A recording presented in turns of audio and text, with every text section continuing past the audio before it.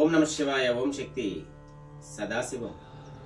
మన గిరిజన వైద్యంలో ఈరోజు ఎన్నో కుటుంబాలకి సత్యశ్యామలంగా, ఈ మందు విషయంలో ఎన్నో కుటుంబాలు సత్యశ్యామలంగా ఉన్నారు. మందు మాని ఈ కుటుంబము కూడా సత్యశ్యామలముగా ఉండాలని అమ్మవారు ఒక దేవుళ్ళ తోడుండాలని అర్ధసాక్షిగా వేడుకుంటున్నాను.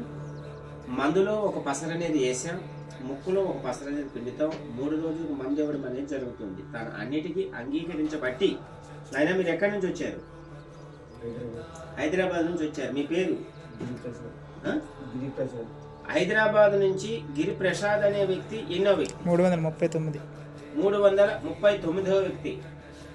గిరిప్రసాద్ అనే వ్యక్తికి ఆ దుర్బుద్ధి దురాలోచన పోవాలని, ఆ కుటుంబం సత్యశ్యామలముగా ఉండాలని,